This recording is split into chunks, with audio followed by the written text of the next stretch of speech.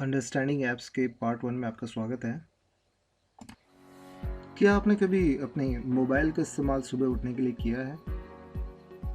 क्या आपने कोई ऐसा सॉफ्टवेयर चलाया है जिससे आप चैट करते हैं? तो ऑब्वियसली आपने एप्लीकेशंस चलाई हैं जिन्हें हम शॉर्ट फॉर्म में कहते हैं ऐप्स। ऐप्स आपकी ज़िंदगी का एक महत्वपूर्ण हिस्सा बन चुका है। आप मल्टीपल डिवाइसेस चलाते हैं, चाहे कंप्यूटर चलाएं, चाहे टैबलेट, चाहे मोबाइल। ऐप आपकी ज़िंदगी का एक महत्वपूर्ण हिस्सा है, जिसे आप एक्सेल कहते हैं, जिसे हम लोग गेम्स कहते हैं। वो सारी चीज़ें कहलाती है ऐप्स।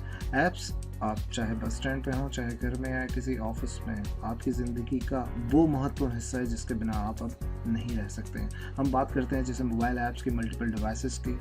सभी जगह ऐप्स का आज बोलबाला है। चाहे आप कॉफ़ी घर पे पीना भूल जाएं, चाय भूल जाएं, इससे कोई फ़र्क नहीं पड़ता। आप मोबाइल ले सकते हैं। आज बड़ा आसान है कॉफ़ी शॉप ढूंढना।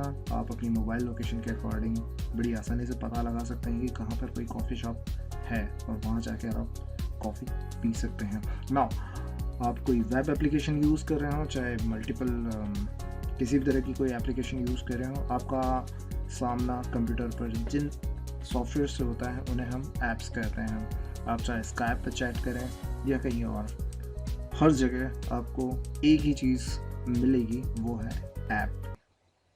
हाय, अब हम चलते हैं एक नए सिनारियो पर। हमने कीबोर्ड के बेसिक्स को देखा। अब इसके बाद हम सबसे पहले टाइपिंग प्रैक्टिस के लिए जो आप अक्सर यहाँ पेज हम ओपन करते हैं, वो पेज एक्चुअल में होते हैं या तो वर्ड पैड या नोट पैड। आपको यहाँ जो मेरा माउस पॉइंटर दिख रहा है, जिसमें आपको दिख रहा है एक वर्ड पैड का डॉक्यूमेंट खुला हुआ है, तो वर्ड पैड और नोट पैड जहाँ पर हम टाइपिंग करना सीखते हैं, वो आखिर ओपन कैसे होते हैं। तो अगर आप विंडोज़ एक्सपी यूज़ कर रहे हैं तो आपको वहाँ पर स्टार्ट मेन्यू पर क्लिक करना होता है, फिर प्रोग्राम्स पर जाना होता है, उसमें एसेसरीज़, और फिर एसेसरीज़ में आपको नोट पैड का आइकॉन दिखता है। सिमिलर वे में आपको सेम वे में जाना है। अगर आप वर्ड पैड ओपन करने जा रहे हैं तो स्टार्ट मेन्यू, वही प्रोग्राम्स, एसेसरीज और वर्ड पैड। नाउ मैं विंडोज़ 10 पर काम कर रहा हूँ। चूँकि आपके पास पुराना सॉफ्टवेयर विंडोज़ एक्सपी या 7 हो तो तरीका ये है, और विंडोज़ 10 में ओपन करने का तरीका कुछ और है। जैसे मैं स्टार्ट मेन्यू पर क्लिक करता हूँ तो मुझे सबसे टॉप में ही वर्ड पैड दिख जाता है। लेकिन इसका सबसे आसान तरीका जो सभी सॉफ्टवेयर पर वर्क करता है, चाहे आप एक्सपी यूज़ कर रहे हो, 7 यूज़ कर रहे हो या विंडोज़ 10 कर रहे हो, सबसे पहले आप इस की कॉम्बिनेशन को समझ लें। आपको ये जो दिखाई दे रहा है कि विन की प्लस आर, विन और आर, ये क्या काम करता है? आपको प्रेस करना है विन प्लस आर।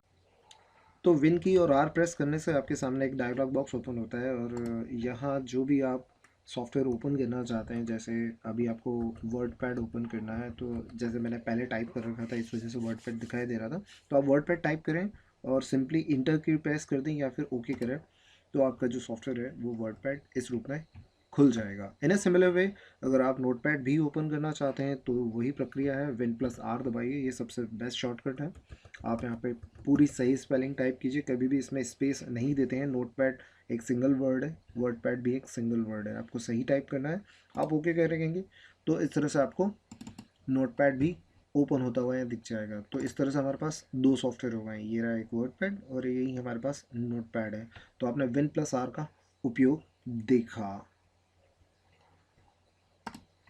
तो यहाँ हमारे सामने वर्डपैड ओपन है। वर्डपैड और नोटपैड में साधारणतया कुछ लोग अंतर नहीं कर पाते हैं। उसका कारण है दोनों सॉफ्टवेयर एक जैसे दिखाई देते हैं, लेकिन एक बेसिक अंतर यह है कि वर्डपैड एक सिंपल वर्ड टूल है जिस पर आप टाइपिंग, हल्की फुल्की टाइपिंग कर सकते हैं। नोटपैड एक्चुअल में यूज़ होता है कंप्यूटर कोडिंग लिखने के लिए, यानी लैंग्वेजेस जो होती हैं जैसे लाइक HTML 5, वो नोटपैड पर लिखी जाती है, लेकिन इस पर टाइपिंग प्रैक्टिस की जा सकती है शुरुआत में। तो चाहे तो आप वर्डपैड को यूज़ करें या नोटपैड को, इससे कोई अंतर नहीं पड़ता आप टाइपिंग कहाँ सीख रहे हैं। तो हम लोग शुरू करते हैं वर्डपैड से। तो वर्डपैड पे आप जनरली अपनी टाइपिंग प्रैक्टिस जारी रख सकते हैं, और यहाँ से आप जैसे जैसे टाइपिंग करते जाएंगे, हम इसको यूँ कहें कि टाइपिंग करते हुए आपको सारे बटन सीखने हैं। कि ऊपर की जितनी भी आपको मेन्यू में बटन दिखाई दे रही है, पहले मेन्यू बार होते थे। अगर आप विंडोज़ 10 या कोई लेटेस्ट सॉफ्टवेयर यूज़ कर रहे हैं तो आपको यहाँ रिबन के रूप में बटन्स दिखाई देते हैं। ये वही के वही बटन है जो विंडोज़ 7 या उसके पुराने वर्जन एक्सपी में मेन्यू के रूप में आते थे। तो आजकल नए सॉफ्टवेयर्स में मेन्यू के रूप में ना आते हुए ये रिबन के रूप में आते हैं, तो हम इनका प्रयोग सीखेंगे। तो पहले हम कुछ टेक्स्ट ले आते हैं। तो वर्डपैड के मेन्यू पर जाने से पहले मैं फिर से एक कंपैरिजन पर आना चाहूँगा कि लोग अक्सर या स्टूडेंट या एस्पिरेंट्स अक्सर जो गलती करते हैं वो ये करते हैं कि वर्डपैड और एम एस वर्ड को वो सिमिलर समझते हैं, जबकि वर्डपैड और एम एस वर्ड दो अलग अलग सॉफ्टवेयर्स हैं। वर्डपैड जो है वो सिस्टम के साथ यानी विंडोज़ के साथ फ्री आता है, जबकि M S word M S office का पैकेज है जो जनरली हमें ख़रीदना पड़ता है अलग से। यानी यूँ कहें कि वर्डपैड एक हल्का सा सॉफ्टवेयर है। वहीं जैसे मैंने ये ओपन कर रखा है अलग से माइक्रोसॉफ्ट वर्ड बहुत बड़ा सॉफ्टवेयर है। तो ये दोनों की तुलना उतनी ही है जैसे वर्डपैड एक छोटी नाव है, तो वह एम एस वर्ड को हम यूँ कह सकते हैं एक टाइटैनिक जितना बड़ा जहाज़ है, जिसमें बहुत सारी फंक्शनैलिटी और कई सारे फीचर्स होते हैं, और ये काफ़ी बड़ा भी होता है और अनलिमिटेड होता है, जबकि वर्डपैड की कैपेसिटी उससे कहीं कम होती है। तो अब हम वर्डपैड पर काम शुरू करते हैं, और आपके सामने ये एक एप्लीकेशन दिखाई दे रही है। हम उपयोग सीखेंगे रिबन में ये जो तमाम तरह के बटन्स और आपको आइकॉन्स दिखाई दे रहे हैं, इनके क्या उपयोग हैं। तो सबसे पहले हम इसका एक टाइटल टाइप करते हैं। जैसे ये एक लीव एप्लीकेशन है, यानी छुट्टी के लिए एक दरख्वास्त, जिसमें आपको जो लीव एप्लीकेशन दिखाई दे रहा है, जैसे मैंने टाइप किया है। अब इस लीव एप्लीकेशन पर हम तमाम तरह के एक्सपेरिमेंट करेंगे, जिसमें सबसे पहले हम इसे बोल्ड करते हैं। बोल्ड का मतलब होता है कि अक्षर को थोड़ा सा बोल्ड दिखाना, यानी हैवी दिखाना। जब आप इस पर क्लिक करते हैं तो अक्षर थोड़े से डार्क हो जाते हैं। अगर आप लेकिन आपको ये समझना भी ज़रूरी है कि पहले जब भी आप किसी एप्लीकेशन पे काम करें तो माउस का जो क्लिक सिस्टम है, लेफ़्ट क्लिक सिस्टम है, उससे आप टेक्स्ट को सिलेक्ट करना ज़रूर सीख लें। आप सिलेक्ट कहीं से भी कर सकते हैं, आगे से पीछे की ओर या पीछे से आगे की ओर। तो हमने बोल्ड किया, आप बोल्ड को वापस रिमूव भी कर सकते हैं, तो इससे नॉर्मल टेक्स्ट में बदल जाएगा। तो फिर से हम इसे बोल्ड कर रहे हैं। दूसरी चीज़ है कि जब आप ये देख रहे हैं कि ये लेफ़्ट की ओर टेक्स्ट जमे हुए हैं, यानी बाएं साइड जमे हुए हैं, अगर आप इनको मिडिल में लाना चाहते हैं पूरे डॉक्यूमेंट के, तो यहाँ से हम इसको सेंटर में ला सकते हैं। अब आपको यहाँ पे कंट्रोल+E दिखाई दे रहा होगा। तो दो तरीके हैं, या तो आप इस पर क्लिक करें तो आपके जो टेक्स्ट है वो बीचों बीच आ जाएगा, और वापस इसे लेफ़्ट में यहाँ ले जाते हैं। और जैसे कि हमने एक शॉर्टकट देखा कंट्रोल+E, तो हम उसका भी प्रयोग यहीं करके देख लेंगे ताकि आपको ये शॉर्टकट याद हो जाए। कंट्रोल E हमने प्रेस किया तो आपकी जो लीव एप्लीकेशन की हेडिंग है वो बीचों बीच आ गई। अब बड़ा सिंपल है, ई से मिडिल में आ जाएगा। लेफ़्ट से अगर आप कंट्रोल+L प्रेस करते हैं तो ये राइट साइड में, सॉरी लेफ़्ट साइड में जमा हो जाएगा, और आर से राइट साइड में। ट्राई करके देख लेते हैं। अभी ये सिलेक्टेड है, या इसको सिलेक्ट करना उतना ज़रूरी भी नहीं है। अगर आप कर्सर भी बीच में रखेंगे या इस लाइन में कहीं भी रखेंगे तो भी ये वर्क करेगा। जैसे हमने इसमें कंट्रोल+L प्रेस किया तो ये लेफ़्ट लाइन हो गया, कंट्रोल+R प्रेस किया तो ये राइट लाइन हो गया, और कंट्रोल+E से ये मिडिल में आ गया। तो इस तरह से ये आपको अलाइनमेंट तीनों समझ में आ गया। लेकिन इसके बाद एक चौथा अलाइनमेंट है जिसको हम जस्टिफाई कहते हैं। अब जस्टिफाई वहीं वर्क करता है जहाँ पर आपके पास कोई पैराग्राफ हो। तो हम थोड़ा सा नीचे चलते हैं। अब आपको यहाँ जैसे दिखाई दे रहा होगा कि ये एक पैराग्राफ है, दिस से लेके यहाँ तक, और ये जो हिस्सा कटा हुआ दिख रहा है ये कह सकते हैं आप कि नॉर्मल फॉर्मेटिंग है। टेक्स्ट जो पैराग्राफ का होता है वो ऊबड़ खाबड़ अगर जमा हो तो आप उसको जस्टिफाई से बिल्कुल सिस्टमेटिकली जमा सकते हैं। अगर टेक्स्ट जस्टिफाई नहीं है, लेफ़्ट लाइन है, तो वो इस तरह से दिखेगा। यहाँ आइकॉन से भी समझ में आ जाता है। आप इसके आइकॉन को देखेंगे तो आपके आइकॉन के ऊपर जो टेक्स्ट है वो आगे पीछे ये लाइनों के रूप में डिनोट हो रहा है, और सेम वे में जस्टिफाई में बिल्कुल सीधी लाइन है। तो इसका मतलब ये है कि लाइनों को सीधा करने के काम आता है। होता यह है कि टेक्स्ट के बीच की थोड़ी सी विड्थ, जैसे आप ये माय और फैमिली के बीच की विड्थ देखेंगे, ये लेफ़्ट लाइन में थोड़ी कम होगी, यहाँ आपको दिख रहा होगा। और जब आप जस्टिफाई करते हैं तो जस्टिफाई में ये थोड़ी सी विड्थ को बढ़ाकर वो पैराग्राफ जो है पेज के दोनों ओर सेटल हो जाता है, या यूँ कहें कि एक तरह से जमा दिया जाता है। तो हम इसको लेफ़्ट ही रहने देते हैं। अब वापस ऊपर चलते हैं। तो अब आपको ये चारों बटन समझ में आ गए हैं। यहाँ पे हमने लेफ़्ट लाइन, इसको हम मिडिल बोल सकते हैं या सेंटर लाइन बोल सकते हैं, राइट लाइन और जस्टिफाई। अब जबकि हमने टेक्स्ट को बोल्ड करना सीख लिया है, हमने पहले बटन से बोल्ड किया था, उसके बाद अलाइनमेंट सीखा था, लेकिन उसके बाद के ये जो आपको आगे के छोटे छोटे आइकॉन दिख रहे हैं, इसमें हमें टेक्स्ट को सिलेक्ट करना ज़रूरी है। बिना सिलेक्ट किए टेक्स्ट को आप इनको बोल्ड, इटैलिक या अंडरलाइन नहीं कर सकते। इटैलिक का अर्थ इसको थोड़ा सा झुकाना है। इसके पीछे भी एक हिस्ट्री है। इटैलिक शब्द जुड़ा है इटली से, और इटली में पीसा के मीनार है, और पीसा की मीनार झुकी हुई है। तो आज भी ये जो आई वर्ड है ये झुका हुआ इटली की वजह से है, जहाँ की सोनिया गांधी है। तो आप समझ सकते होंगे, मैं आपको हिस्ट्री बता रहा हूँ इटैलिक की।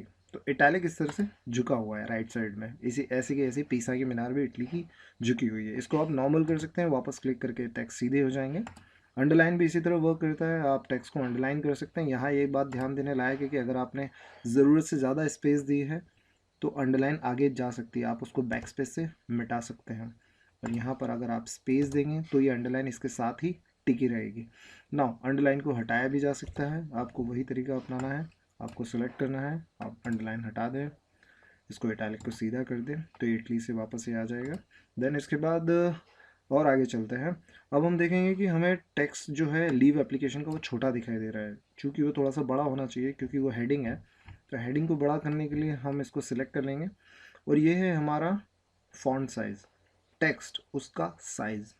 टेक्स्ट साइज़ जो होता है वो प्रिंट में बड़ा काम आता है, क्योंकि नॉर्मली आप जो बाज़ार में प्रिंट देखते हैं या आपकी किताबों में प्रिंट देखते हैं वो 11-12 से लेके 14 के बीच में होती है, कई बार उससे भी छोटी होती है, लेकिन ये जनरल 11 और 12 का साइज़ सही माना जाता है। तो सपोज़ हम इसको थोड़ा सा बड़ा करें, जैसे हमने इसका साइज़ कर लिया 14, तो अब आपको ये डिफरेंस दिख रहा होगा कि लीव और फॉर्म में कितना डिफरेंस आ गया है। ये थोड़ा बोल्ड भी है और साथ में थोड़ा सा साइज़ में बड़ा भी है।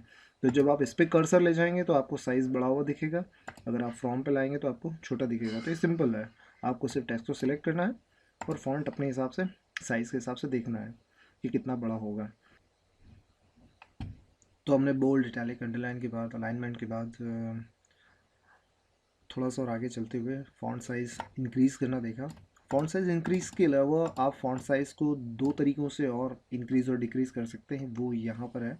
आपको ये दिख रहा होगा ग्रो फॉन्ट, और इसके बाद दिख रहा होगा श्रिंक फॉन्ट। श्रिंक का मतलब होता है छोटा करना, ग्रो का मतलब ऑब्वियसली बड़ा करना होता है। तो अब आप जब इस पर क्लिक करके देखेंगे तो आपको दिखेगा कि फ़ॉन्ट का साइज़ बड़ा होता जा रहा है, और आप इसको डायरेक्ट छोटा भी कर सकते हैं। ये बात ध्यान रखने लायक है कि हर बार आपको टेक्स्ट को सिलेक्ट करना ज़रूरी है। अगर आप कर्सर यहाँ रखेंगे या बीच में रखेंगे और उसके बाद फ़ॉन्ट साइज़ बढ़ाने की कोशिश भी करेंगे तो इसका कोई इफेक्ट टेक्स्ट पर नहीं दिखेगा। तो आपको टेक्स्ट को सिलेक्ट करना है, और ध्यान रहे कि पूरा टेक्स्ट सिलेक्ट हो। यहाँ क्लिक के भी कई सारे मोड हैं, आपको ये सीखना पड़ेगा कि क्लिक से क्या होता है। सिंगल क्लिक से आप किसी टेक्स्ट के अंदर इंटर कर सकते हैं, ये टेक्स्ट है। देन इसके बाद अगर आप डबल क्लिक करेंगे तो वो टेक्स्ट सिलेक्ट हो जाएगा। लेकिन अगर आप ट्रिपल क्लिक करेंगे, जैसे मैं 3 बार कर रहा हूँ 1 2 3, तो 3 बार में वो पूरा का पूरा लाइन या टेक्स्ट सिलेक्ट हो जाएगा। ये यहाँ पर भी हम ट्रायल ले सकते हैं 1 2 3। तो इस तरह से आपको ये दिख रहा है। तो डबल क्लिक से एक सिर्फ शब्द सिलेक्ट होगा, और ट्रिपल क्लिक से पूरी लाइन, यानी जहाँ तक टेक्स्ट है वहाँ तक सिलेक्ट हो जाएगा। अगर आप पैराग्राफ पर हैं और अगर आप ट्रिपल क्लिक करते हैं तो पूरा पैराग्राफ सिलेक्ट होगा। ये बात ध्यान देने लायक है कि जहाँ आपने इंटर किया है वहाँ से अगला पैराग्राफ शुरू हो जाता है। तो ये ट्रिपल क्लिक जो है वो वहीं वर्क करेगा जहाँ तक इंटर किया गया है। तो वापस हम इस पे आ जाते हैं। तो हम बात कर रहे थे फ़ॉन्ट को इंक्रीज़ और डिक्रीज़ करने की, ग्रो करने की या श्रिंक करने की। तो ये आपको यहाँ से भी आ गया, और आप यहाँ से भी इसको सिलेक्ट कर सकते हैं, मतलब साइज़ घटाया बढ़ा सकते हैं ना। और थोड़ा तेज़ी से आगे चलते हैं। लीव एप्लीकेशन जो आपको दिखाई दे रहा है, इसके साइड में आपको ये दिखाई दे रहा है फ़ॉन्ट। अब फ़ॉन्ट क्या होता है, पहले ये भी एक शब्दावली समझ लें। फ़ॉन्ट का मतलब है कि आप जो लिखने का तरीका देख रहे हैं, जैसे हर व्यक्ति की राइटिंग अपने आप में एक यूनिक होती है, वैसे ही कई सारी लिपियाँ ईजाद हुई हैं। हम फ़ॉन्ट को लिपि कह सकते हैं एक तरह से। तो कई तरह की लिपियाँ जो आप देखते हैं, जैसे मैं अगर कोई और लिपि चुन लूँ, अभी हमने जो फ़ॉन्ट देख रखा है वो है कैलिब्री, लेकिन कैलिब्री को अगर हम चेंज कर दें या कोई सा एक नया फ़ॉन्ट चुन लें, तो आप तरह तरह के फ़ॉन्ट देख सकते हैं। हर फ़ॉन्ट अपने आप में यूनिक होता है और अलग दिखता है। तो इस तरह से आप फ़ॉन्ट अपने हिसाब से, अपनी चॉइस के हिसाब से सिलेक्ट यहाँ से कर सकते हैं। इस तरह से आपको अलग अलग फ़ॉन्ट दिखेंगे। बाय डिफ़ॉल्ट या यूनिक रूप से कैलिब्री जो है वो सबसे अच्छा फ़ॉन्ट माना जाता है। तो हम कैलिब्री को वापस ले आते हैं और इसको मिडिल कर लेते हैं। नाउ आगे आपको और चीज़ समझनी है तो हम इस पे आगे चलते हैं। अब आपको यहाँ पर दिखाई दे रहा होगा डिक्रीज इंडेंट और इंक्रीज इंडेंट। अब ये क्या होता है? जैसे आपने कई बार देखा होगा कि हम जब कोई एप्लीकेशन लिखते हैं तो एप्लीकेशन का पैराग्राफ थोड़ा सा आगे सरकाया जाता है। तो इंडेंट क्या होता है? इंडेंट का मतलब होता है कि यहाँ जो आपको ये दिखाई दे रहा है छोटा सा निशान, ये हमारे कर्सर को पकड़ के रखता है। ये इंडेंट सरकता है तो ये सरकाने का काम या तो हम कीबोर्ड में टैप की से कर सकते हैं, जो हमने कीबोर्ड बेसिक्स में देखा था, या इंडेंट से भी कर सकते हैं। ये इंडेंट आधा इंच सरकेगा। हमारा पेज बाय डिफ़ॉल्ट जो आपको यहाँ से यहाँ तक की दूरी दिख रही है वैसे तो 7 इंच दिखा रहा है, लेकिन लगभग लगभग 8 इंच के आसपास होता है, और 11 इंच के आसपास हमारे पेज की लंबाई होती है जो हम बाज़ार में A4 साइज़ देखते हैं। तो हम इंडेंट की बात कर रहे हैं। इंडेंट पे जैसे ही मैं लेफ्ट इंडेंट, सॉरी, ये जो राइट साइड आपको इंडेंट दिखाई दे रहा है इंक्रीज, मैं इस पर क्लिक करता हूँ तो आपका जो पूरा पैराग्राफ है वो राइट साइड सरकता हुआ दिख रहा है। तो आप पूरे पैराग्राफ को इससे ले जा सकते हैं और इससे बैक कर सकते हैं।